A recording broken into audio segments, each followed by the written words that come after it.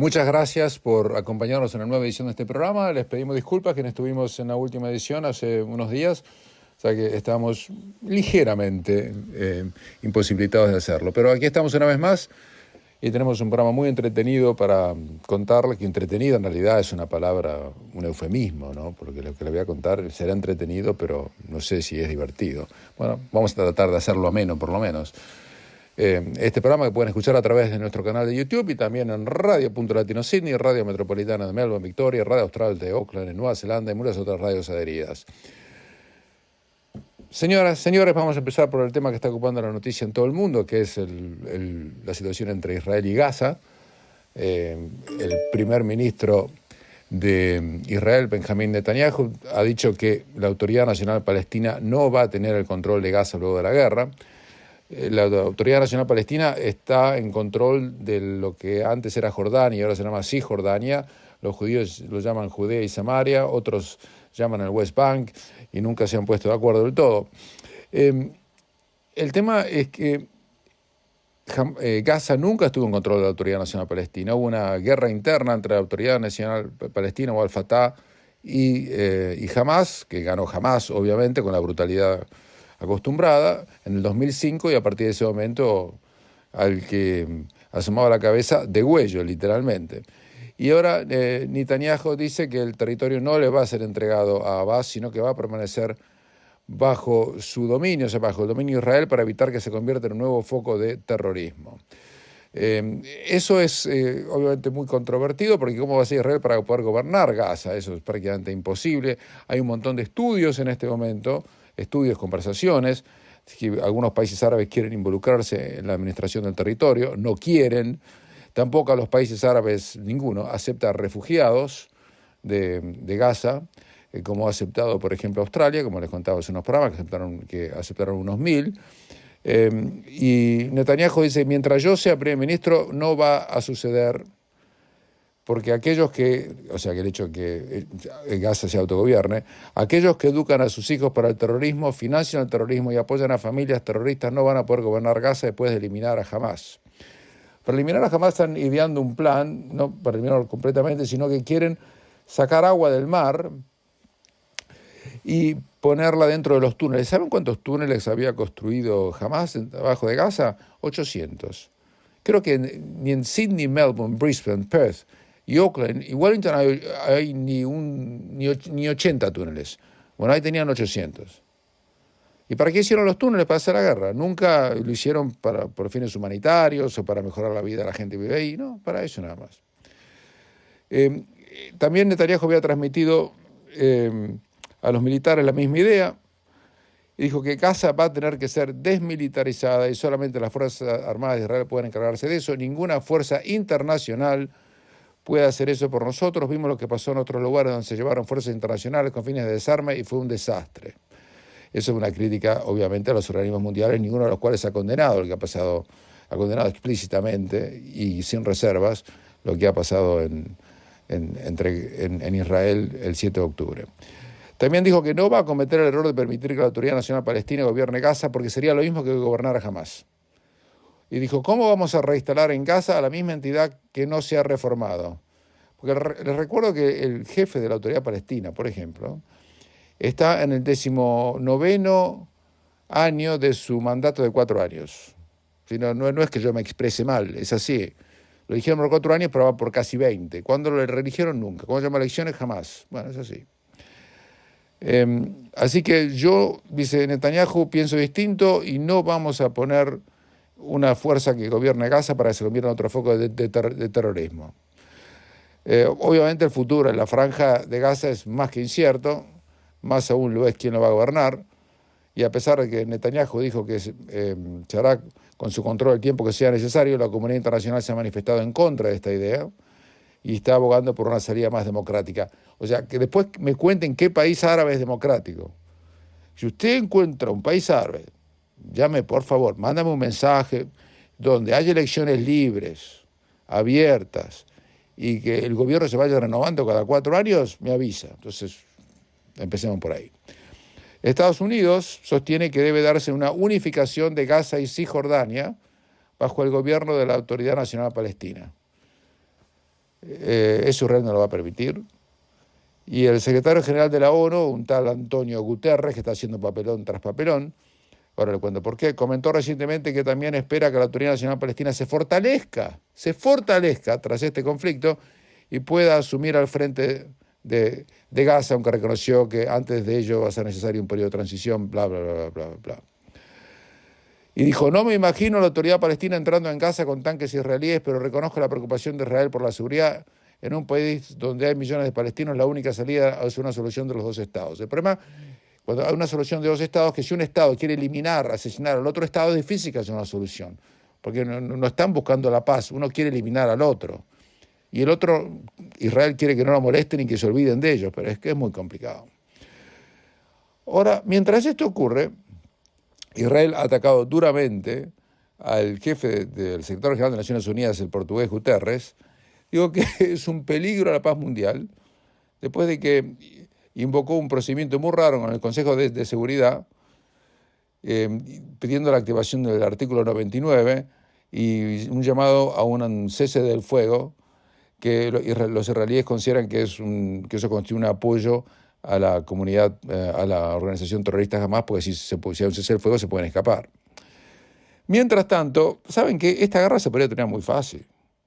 Todo lo que tiene que pasar es que Hamas libere, le quedan creo, unos 140, 137 rehenes que mantienen, ahora en rehenes, hombres de 85 años, nenes de 8, 9 años o menos, liberen a los que están secuestrados y que entreguen a aquellos que cometieron los atroces asesinatos y violaciones en el 7 de octubre. Ellos saben quiénes son. Si eso pasa, se termina de inmediato, todo. Y otra cosa, pero no lo quieren hacer. Y usted fíjese una cosa, cada vez que hay una violación de una mujer o un alegato de violación de una mujer, hay escándalos por todo el mundo.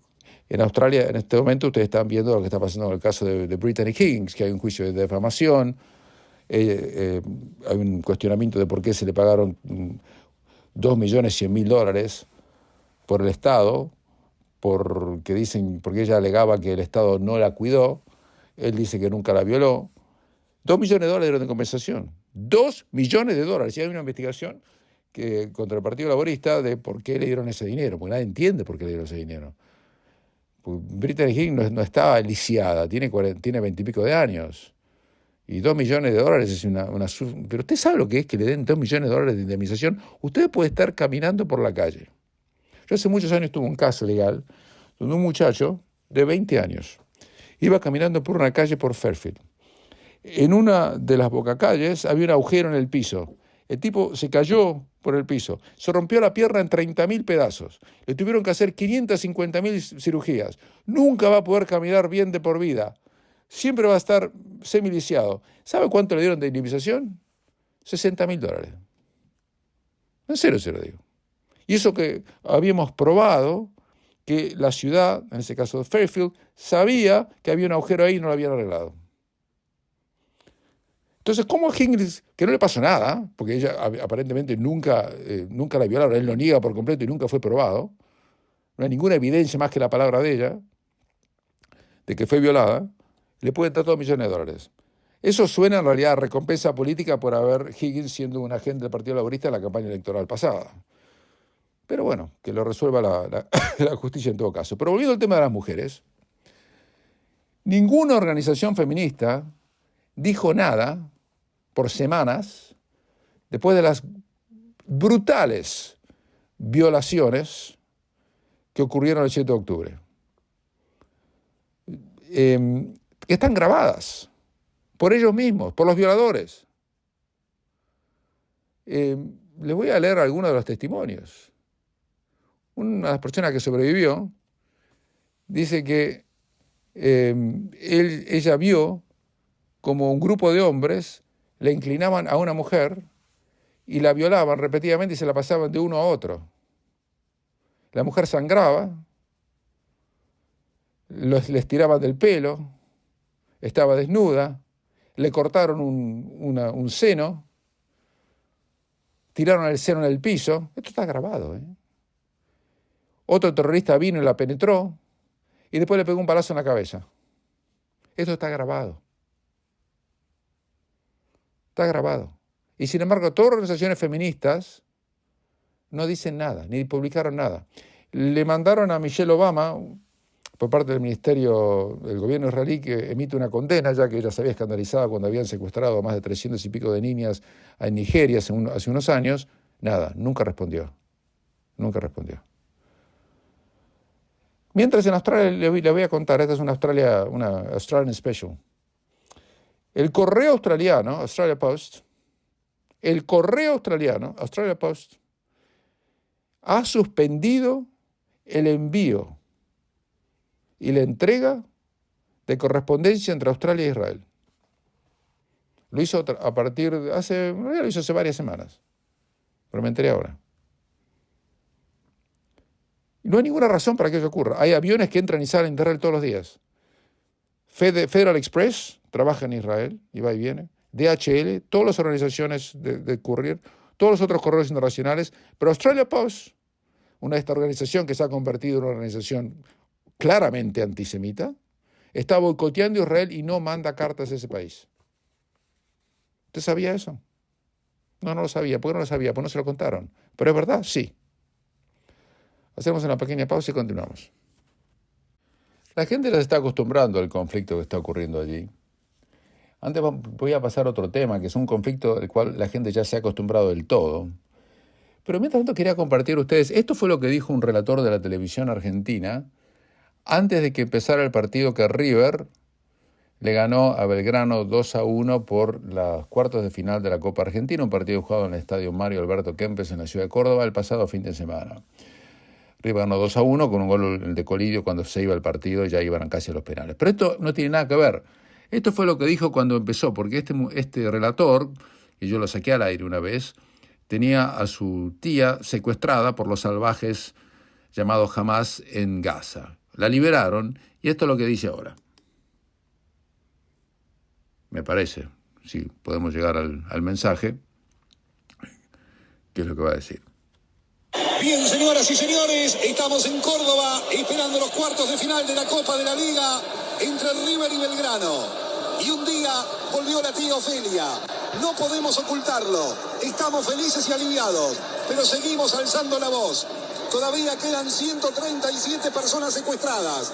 Seguimos condenando enérgicamente al grupo terrorista Hamas. Seguimos esperando que vos, que estás en silencio, digas algo, que dejes de mirar para el costado, que te comprometas, que empatices, que seas solidario. Violaron, torturaron, secuestraron y asesinaron. Y vos en silencio. No vamos a parar. La tarea todavía no terminó. Celebraremos el día que regresen todos a sus casas. Ya pasaron 57 días desde aquel 7 de octubre negro. Devuelvan a los hermanitos Vivas. Devuelvan a los hermanos Horn. Devuelvan a todos los secuestrados. Los estamos esperando. Esas palabras del relator Hernando Ferrer es en relación no solamente a los 137 secuestrados, sino a los que nombró son argentinos. Como usted, como yo y como muchos que están escuchando, y usted quizás no sea argentino, pero sabe que es más o menos lo mismo, si usted es chileno, paraguayo, uruguayo, brasilero, colombiano. Y así son las cosas. Pero voy a cambiar de tema. Hay otra guerra que tuvo una prensa impresionante durante muchísimo tiempo, y que sigue teniéndola, pero cada vez menos, que es la guerra en Ucrania.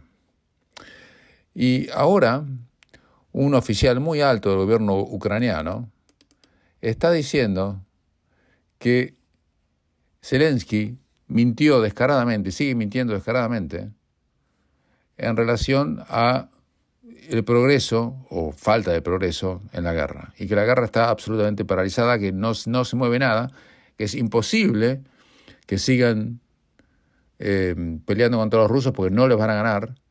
Los rusos tienen fuerzas prácticamente inagotables.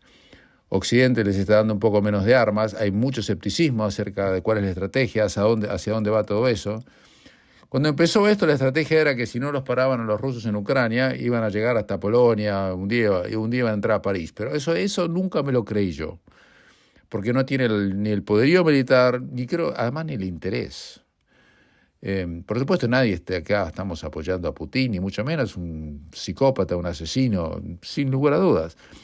Pero la primera responsabilidad de un líder de un país como Zelensky es custodiar a su gente y no embarcarla en una guerra que no pueden ganar. O sea, a mí yo siento que hay muchas injusticias en mi vida, pero yo sé cuáles son mis límites, sé que algunas cosas yo no las puedo dar vuelta, como le habrá pasado a usted. Y uno tiene que aceptar esa limitación, porque si no es un loco. Usted tiene que ver la realidad como es, no como le gustaría que fuese. Y algunos aliados de la OTAN ya están dejando de mandarles armas a los ucranianos porque ven que es una pérdida total de dinero. Y además que no tiene ningún sentido estratégico. Y esto va a terminar de muerte natural, lamentablemente. En algún momento va a haber un acuerdo de paz, como Kissinger, que murió hace unos días, a los 100 años de edad. Como Kissinger había dicho que había que hacer allá a principios del año pasado. Y le dijeron de todo a Henry Kissinger en su momento. Dijo que no hay que llegar a un acuerdo de paz, dijo con su pesado acento alemán, hay que llegar a un acuerdo de paz porque es imposible que Ucrania le gane a Rusia y algunos territorios que Rusia ha tomado en realidad en Ucrania son territorios donde se habla rusa y más simpatía. Dijo todo eso. Y tenía razón. Y ahora están llegando a la misma conclusión. Kissinger, que acaba de fallecer, tenía 100 años. Yo no voy a hablar de su legado político, no me corresponde.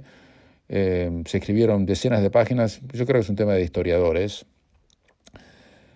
Pero hay que contar la historia de Kissinger. Kissinger murió a los 100 años, pero él llegó a los Estados Unidos cuando tenía 15. Y él sobrevivió a la persecución nazi en Alemania. Él nació en Alemania. Nació en 1923, obviamente, murió con 100 años. Y ahora, cuando llegó, en 1938 la familia se escapó y fue a Estados Unidos. Estudió, tuvo una carrera obviamente muy exitosa, tanto en el sector público como en el sector privado, y con una figura que trascendió además los gobiernos a los cuales sirvió a Nixon, por ejemplo, que tuvo un gobierno desastroso, fue el único presidente de los Estados Unidos en haber renunciado, ¿no? Se acordarán ustedes allá por agosto de 1974, y Kissinger siguió, no cayó con él, y siguió con el nuevo presidente Ford. Después tuvo un montón de roles en el sector privado y demás. Pero el hombre quedó muy marcado. Imagínense que él tuvo que pasar su adolescencia bajo el régimen nazi. Y así todo, siempre se lo vio trabajando infatigablemente. Por supuesto lo van a acusar los chilenos que apoyó a Pinochet, pero era parte de la Guerra Fría en ese momento. En ese momento Chile estaba por caer y convertirse en una dictadura castrista comunista. Los que hablan bien de Allende no saben la historia o no se acuerdan bien. Discúlpenme, si usted quiere olvidar, si quiere que se la reescriba, bueno, está bien, lo que usted quiera. Por supuesto, tampoco vamos a apoyar la dictadura de Pinochet, que robó, que asesinó y que hizo cosas vergonzosas también. Y algunas cosas buenas también, pero muchísimas cosas malas que no justifican ninguna de las buenas que hizo. Eso está bien, está claro. Ordenó la economía chilena, eso es innegable. Pero también cometió violaciones de los derechos humanos. Pero Kissinger no es responsable de eso. Kissinger tenía otro rol. Pero Kissinger, volviendo al tema, dijo en su momento que lo que había que hacer en Ucrania es lo que ahora va a pasar. Y lo dijo allá por marzo del año 2022, donde ya pasaron más de un año y medio. Miren la cantidad de decenas de miles de vidas que se hubieran salvado. Hacemos una pequeña pausa y continuamos. Este domingo 10 de diciembre va a asumir la presidencia de la República Argentina Javier Milei. Parece una oración sencilla de decir o denunciar, pero es increíble que esto vaya a ocurrir.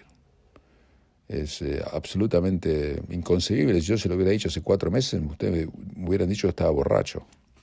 Pero va a subir Javier Milei, va a hacer un discurso en la mañana del domingo, hora argentina por supuesto, a eso de las 11 de la mañana, un discurso en las escalinatas del Congreso. Después va a recorrer con un auto descapotado aparentemente el camino que va desde el Congreso por toda Avenida de Mayo hasta la Casa Rosada.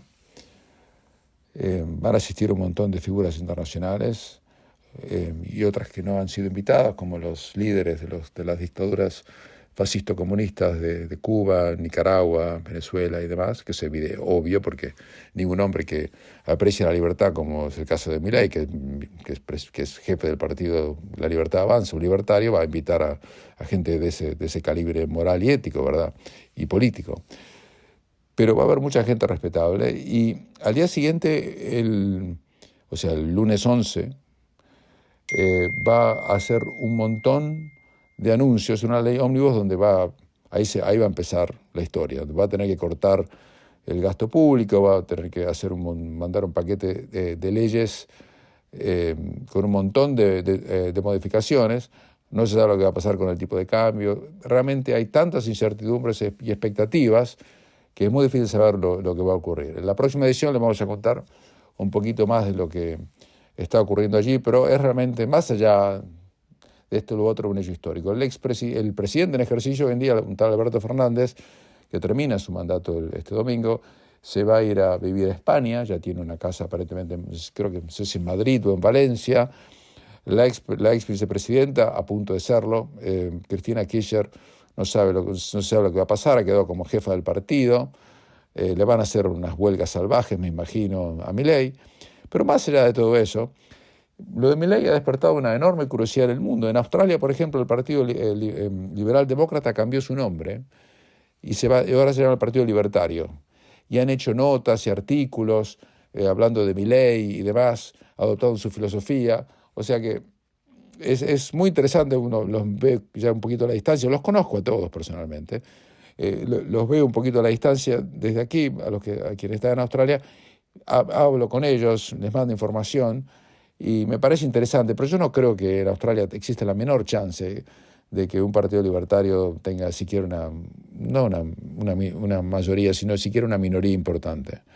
No veo que estén dadas las condiciones en un país que ha dado una vuelta carnero en lo que era ideológicamente y está dominado por medios de prensa absolutamente políticamente correctos hasta lo nauseabundo, para ser muy sincero. Así que yo no creo que las ideas de Milei prendan allí. Pero decir simplemente el presidente Javier Milei es realmente casi esas tres palabras son llamativas y es lo que va a pasar a partir del próximo domingo. Hacemos la última pausa y continuamos. Se está jugando la última fecha de la Liga Inglesa, la fecha número 15, y hubo resultados sorprendentes.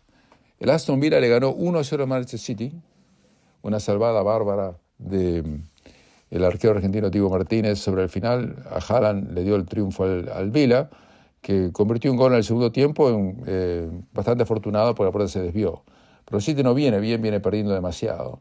Y de los 6 equipos grandes que jugó en la Premier League, le ganó solamente a uno, Manchester United, que de grande cada vez le queda menos el título, ¿verdad? Tiene historia, pero hoy en día el plantel no es malo, pero el técnico deja bastante que desear y la performance ni le cuento.